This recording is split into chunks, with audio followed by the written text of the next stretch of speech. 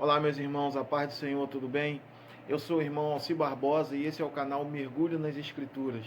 Um canal criado para nós estudarmos a palavra de Deus baseada na própria palavra de Deus. Esse é o vídeo 01 do nosso canal, é o primeiro vídeo do nosso canal. E nesse primeiro vídeo nós vamos abordar um tema de extrema importância no meio evangélico que causa bastante debates teológicos a respeito dele, que é o tema do livre-arbítrio. Para nós entendermos a questão do livre-arbítrio, nós precisamos primeiro entender a definição do termo, que quer dizer poder de decisão e direito de escolha. Quando nós entendemos esse termo, quando nós entendemos essa definição, nós temos uma melhor clareza, uma melhor compreensão do significado da palavra livre-arbítrio. Também quando nós falamos de livre-arbítrio, a primeira coisa que nos vem à memória é a contenda entre teologia da predestinação e teologia do livre-arbítrio. Uma tese defendida por João Calvino e a outra defendida por Jacó Armínio. Mas nesse vídeo nós não vamos falar sobre a teologia da predestinação, nós queremos somente nos ater na questão do livre-arbítrio. Através desse vídeo, nós vamos abordar esse assunto e descobrir se o crente tem ou não tem livre-arbítrio, se o crente pode ou não pode usar o seu livre-arbítrio da maneira que ele bem desejar.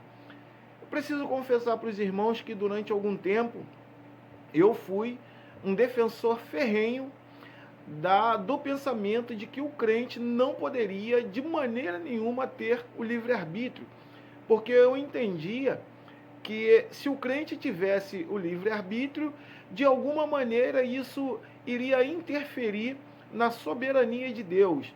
E hoje, estudando as Escrituras, a minha posição, o meu pensamento, o meu entendimento através das Escrituras sobre esse assunto de bastante tempo atrás mudou. Eu hoje entendo pelas Escrituras que o crente tem sim livre-arbítrio, né? Porém, como os irmãos viram aí na thumbnail do vídeo e na primeira imagem aí que apareceu no nosso vídeo sobre a questão do livre-arbítrio, o livre-arbítrio é meio que uma liberdade controlada, digamos assim. O crente ele é meio livre e é meio preso. E no decorrer do vídeo nós vamos entender por que eu cheguei a essa conclusão.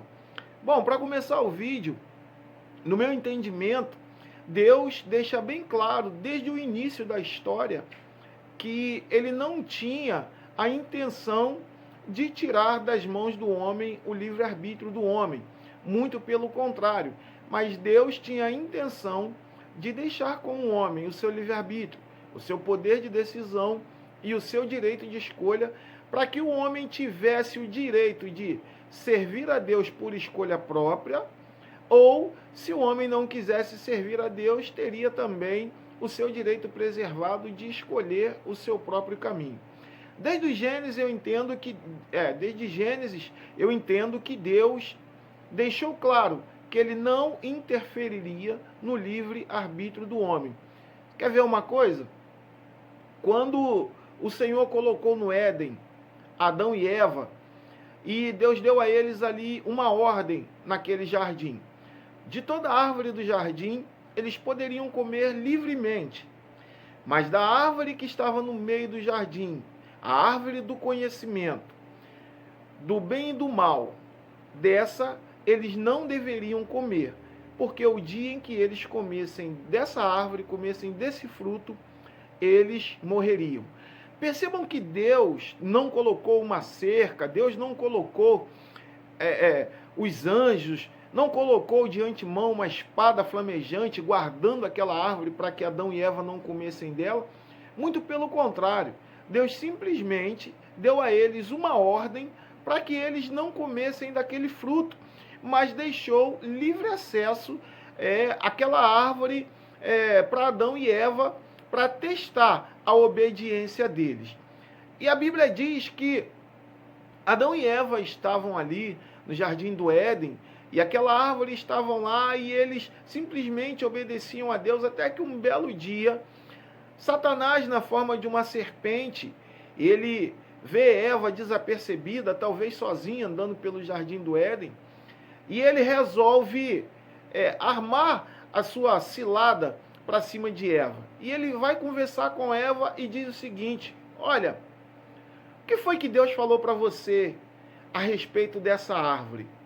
E Eva começa a narrar para Satanás ou para a serpente o que Deus havia dito para eles. Embora eu acredito que Satanás estava ali no momento em que Deus falou, ouviu muito bem, mas ele simplesmente perguntou para poder puxar assunto com Eva, para ter um argumento para enganar Eva. Mas isso não vem ao caso agora.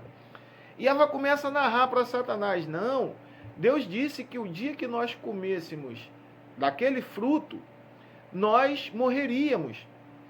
E ali nessa conversa entre Satanás e Eva, Satanás, ele, pela primeira vez, ele fala a verdade e engana Eva falando a verdade. Porque ele diz o seguinte: não, na verdade, não é bem isso. Na verdade, o dia que vocês comerem, vocês serão como Deus, sabendo, tendo conhecimento do bem e do mal. E por que isso era verdade? Por que eu digo que Satanás enganou Eva com a verdade? Porque o próprio Deus, no capítulo 3, ele diz o seguinte, no seu conselho reunido: eis que o homem agora é como um de nós. Isso comprova que Satanás falou a verdade para Eva. Porém, Satanás, ele simplesmente pegou a fala de Deus e deu uma nova interpretação para aquilo que Deus tinha dito. Ele simplesmente interpretou a fala de Deus de modo a diminuir os danos, de modo a diminuir as consequências. E com isso, ele conseguiu seduzir Eva, dizendo: o dia em que você comer, você será como Deus, vocês serão como Deus. E Eva, ela resolve então dar ouvidos a Satanás, ela come daquela árvore e oferece também seu marido, o que vai culminar depois naquilo que nós dissemos na expulsão dos dois do jardim do Éden, porque eles teriam se tornado como Deus. Mas percebam, irmãos, que Deus simplesmente ele deu uma ordem para Adão e deixou Adão e Eva no paraíso e deixou a árvore lá com acesso liberado para eles. Ou seja, eles iriam ter que decidir entre obedecer a Deus, usar o seu poder de escolha, né, o seu poder de decisão e o seu direito de escolha, entre obedecer a Deus e desobedecer a Deus. Ou seja, eles teriam que decidir como eles usariam o seu livre-arbítrio. E eles usaram o seu livre-arbítrio, dando ouvidos a Satanás, o que terminou com a expulsão dos dois de lá do jardim do Éden. Ou seja, Deus sempre sempre permite que se ponha diante de nós dois caminhos para ser decidido entre um e outro. Ou seja, no final das contas, a escolha será nossa. Deus nos mostra que diante de nós já há um caminho ruim, que parece ser um caminho bom, né? Mas que no final é um caminho de morte. Mas Deus nos mostra um caminho alternativo, que é um caminho segundo a vontade dele, e que no final, por fazermos a vontade de Deus, obedecermos à vontade de Deus, nós não trilharemos um caminho de morte. Percebam, meus irmãos, que Deus não dá uma ordem, não é um decreto para que o homem escolhesse aquele caminho que Deus tinha preparado. Mas Deus diz para o homem o seguinte: olha, tem esse caminho aqui, mas a minha vontade é que você siga por esse. No final das contas, a decisão é tua. Mais uma vez, Deus deixando na mão do homem a decisão final sobre o seu livre-arbítrio. Nós sempre temos, meus irmãos, uma decisão a tomar entre duas possibilidades. Sempre uma delas envolve desobedecer ao Senhor e a outra envolve fazer a vontade de Deus. Por isso que eu sou defensor da tese de que nós temos o nosso livre-arbítrio, nós temos o direito de escolha, nós temos o poder de decisão, embora não seja da vontade de Deus que nós façamos uso do nosso livre-arbítrio. Porque na grande maioria das vezes, quando nós fazemos uso do nosso livre-arbítrio, nós acabamos transgredindo contra a vontade do Senhor. Porém, Deus também não nos fez, né, como alguns pensam, como robôs. Deus também não nos fez programados somente para fazer a sua vontade. Dessa forma, nós estaríamos servindo a um Deus tirânico, a um Deus extremamente rigoroso, que não nos teria dado a chance de escolher se iríamos servir por amor ou por obrigação. Por isso, Deus nos deu o nosso livre arbítrio. Nós vemos também no livro de Josué falando para o povo o seguinte: olha, escolhei hoje a quem vocês querem seguir, se aos deuses que ficaram do outro lado do rio, ou se o nosso Deus. Porém, eu e a minha casa serviremos ao Senhor. Josué, capítulo 24, versículo 15. Josué, eu gosto de conjecturar e tentar me inserir no contexto em que determinada passagem foi escrita. Eu imagino Josué, um líder, diante de um povo obstinado, um povo que estava enveredando pelo caminho da idolatria, do paganismo, da prostituição, e de tudo aquilo que Deus simplesmente não se agradava, e talvez isso já estava provocando talvez já estava até influenciando a família de Josué. E Josué, como líder, ele resolve tomar uma decisão. Eu e a minha casa serviremos ao Senhor. Então nós vemos que Josué também coloca diante do povo a decisão nas mãos do povo. Tinha duas possibilidades. Ou serviam os deuses estranhos que ficaram do outro lado do rio, dos povos do outro lado do rio, ou serviam ao Senhor. Porém, Josué não obrigou ninguém a servir ao Senhor. Nós servimos a Deus porque amamos ao Senhor e porque acreditamos que aquilo que Deus tem preparado para nós é muito melhor do que aquilo que os olhos viram e que os ouvidos ouviram.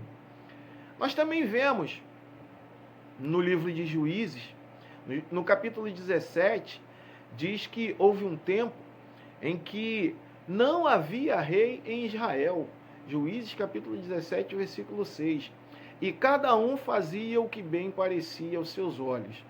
E isso trouxe muitos prejuízos, trouxe muitos danos para o povo de Israel, porque cada um queria fazer conforme a sua vontade. Isso é o que acontece conosco, meus irmãos, que tomamos a decisão de servir a Deus, mas muitas vezes nós queremos agir como se Deus não fosse o Senhor das nossas vontades. Muitas vezes nós queremos agir simplesmente fazendo uso do nosso livre-arbítrio, indiscriminadamente, sem querer saber se a vontade de Deus para as nossas vidas era aquela ou não. Porém, quando nós agimos como se não tivéssemos que prestar conta com o nosso Deus, nós vamos arcar com as consequências dos nossos atos lá na frente. Alguém definiu o livre-arbítrio da seguinte forma: livre-arbítrio é poder decidir e escolher aquilo que você vai plantar. E a justiça de Deus é que você vai colher justamente aquilo que você plantar. Então, Paulo diz aos Romanos, no capítulo 2, o seguinte: que Deus recompensará cada um conforme as suas obras. Amém? Também Paulo disse o seguinte, na primeira epístola de Paulo aos Coríntios, Paulo disse: todas as coisas me são lícitas, mas nem todas me convêm. Todas as coisas me são lícitas, mas eu não me deixarei dominar por nenhuma delas. Meus irmãos, nós temos liberdade em Cristo Jesus de fazer aquilo que nós simplesmente decidimos fazer. Porém, Paulo diz que nem tudo que é lícito é edificante, e nem tudo aquilo que é lícito deve dominar as nossas decisões, as nossas vontades.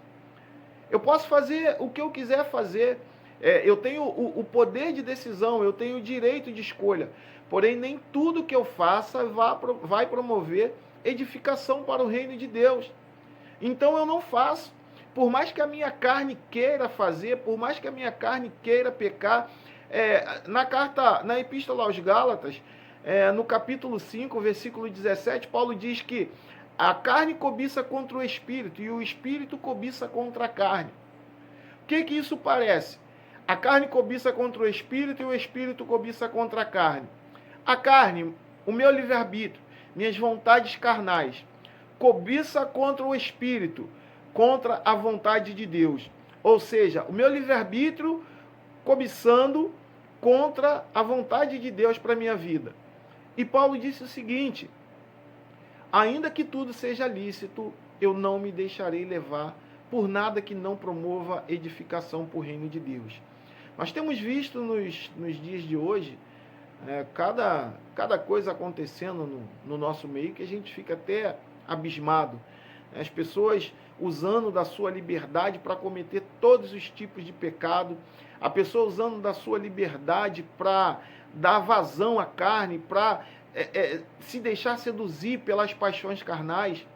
Mas Paulo fala, ainda na carta aos Gálatas, na Epístola aos Gálatas, no capítulo 5, versículo 22, Paulo fala do fruto do Espírito e de suas virtudes, que listadas nessa passagem são 9. E a última delas é o domínio próprio. Ou seja, Paulo fala que nós temos que desenvolver o domínio próprio para que nós não venhamos dar vazão à nossa carne. É lícito, mas não me convém, então eu não faço. É lícito, mas não edifica, então eu não faço. Eu não vou usar o meu livre-arbítrio para transgredir contra a vontade de Deus. Não vou usar o meu livre-arbítrio para me colocar em choque com a vontade de Deus. Mas o meu livre-arbítrio está lá. E eu sou tão livre, tenho tanta liberdade para usar o meu livre-arbítrio e fazer o que eu quiser, que eu decido não usar. Eu decido não fazer o que eu quero. Eu decido fazer a vontade de Deus. Paulo disse aos Gálatas: andai em espírito e não cumprireis a concupiscência da carne. Nós somos a todo momento vigiados, somos a todo momento tentados pelo inimigo para que nós venhamos pecar. Hoje as pessoas estão usando da sua liberdade em Cristo Jesus, e Paulo disse também aos Gálatas, no capítulo 6, do versículo 11 em diante, disse que a graça não nos deixa permanecer no pecado, mas os Gálatas não entenderam isso, assim como muitos hoje não entendem, porque usam da graça, desse favor imerecido que há em Cristo Jesus, para cometer todos os tipos de pecado, dizendo que são livres para fazer o que quiser. Outro dia, já faz algum tempo, eu estava evangelizando na madrugada com um de nossos irmãos obreiros aqui da nossa congregação, e eu fui entregar um folheto num botequim que estava bastante cheio, pessoas jogando, bebendo, fumando, e eu fui entregar um folheto para uma senhora que estava com um cigarro entre os dedos e um copo de cerveja na mão. E quando eu entreguei aquele folheto para ela, ela falou para mim: a paz do Senhor, irmão, eu também sou evangélico, eu também sou crente. Eu falei: tá bom, irmã, a paz do Senhor. Entreguei o folheto e saí, e eu pensei comigo: nossa, é esse o padrão de crente que nós vamos ter que conhecer daqui para frente? Então as pessoas estão usando da liberdade para dar lugar à libertinagem, coisas que não convêm, que não promovem edificação. O crente não pode andar conforme a sua vontade. O crente em Cristo Jesus tem que andar conforme a vontade de Jesus. Paulo disse isso: não vivo mais eu, mas Cristo vive em mim. Se Cristo vive em mim, eu não posso fazer aquilo que é somente a minha vontade. Eu tenho que fazer aquilo que é a vontade do Senhor. Ainda quando nós vemos, como eu acabei de falar, alguns irmãos, alguns crentes, escandalizando o reino de Deus, promovendo dissensões, promovendo escândalo, E a gente pensa, meu Deus, como essa pessoa chegou a essa posição? Como essa pessoa chegou a ser um pastor, um evangelista? Será que Deus escolheu errado? Será que o homem escolheu errado? Não, Deus nunca escolhe errado. Deus nunca fez uma escolha errada. Deus nunca consagrou errado. Ainda que o homem impõe as mãos sobre o homem precipitadamente, Deus nunca consagrou errado. No Evangelho de João, no capítulo 6, versículo 70, Jesus chamou a si os seus discípulos e disse: não vos escolhi a vós os 12? Porém eu vos digo que um de vós é um diabo. E Jesus estava claramente falando de Judas. Mas Jesus não escolheu Judas equivocadamente. Há quem diga que Judas foi predestinado para ser aquele homem que iria trair Jesus. Há quem diga que Judas foi predestinado a ter aquele triste fim, que ele estava, já tinha sido predestinado a morrer daquela maneira, a ser o traidor. Mas eu digo que não. Judas não estava predestinado a ser o traidor. Ele escolheu ser o traidor. Ele resolveu fazer uso do seu livre-arbítrio, por não entender que o reino de Jesus não era um reino terrestre, era um reino celeste. Ele resolveu fazer da sua forma e acabou vendendo Jesus. Porém, Jesus não escolheu errado. Nem Judas estava predestinado para aquele triste fim. Mas Judas resolveu fazer uso do seu livre-arbítrio. E hoje, quantos no nosso meio não estão fazendo a sua própria vontade, fazendo uso do seu livre-arbítrio e cometendo tantas transgressões, levando tantos dos nossos irmãos ao escândalo, porque deixaram com que a sua liberdade se tornasse em libertinagem. Não entenderam a graça, ou melhor, não entenderam errado, eles entenderam que a graça nos dá o direito de nós fazermos o que quisermos, porque uma vez que nós aceitamos Jesus, nada pode nos fazer perder a salvação. Salvo uma vez, salvo para sempre. Mas a Bíblia diz o contrário, diz que a graça não nos deixa permanecer no pecado. A graça não nos deixa permanecer no pecado.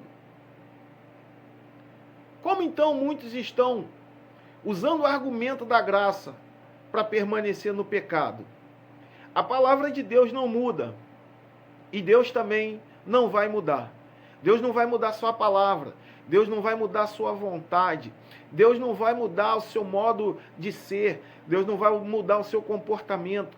Deus não vai mudar a sua divindade. Deus não vai mudar em nada para aceitar o pecado do ser humano.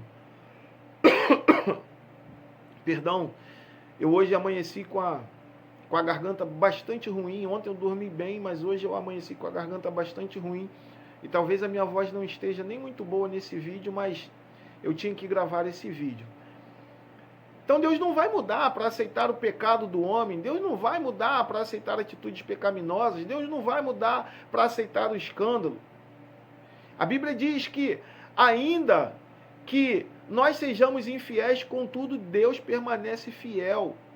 E essa fidelidade de Deus implica em que, como a palavra dele diz, que ele não muda, Deus não é homem para que minta, nem filho do homem para que se arrependa. Ou seja, se eu não mudar o meu comportamento, se eu não mudar, não abandonar as minhas transgressões, se eu não abandonar o pecado, Deus não vai dar um jeitinho de me aceitar por piedade de mim. Antes, eu tenho que abandonar o pecado para poder servir a Deus.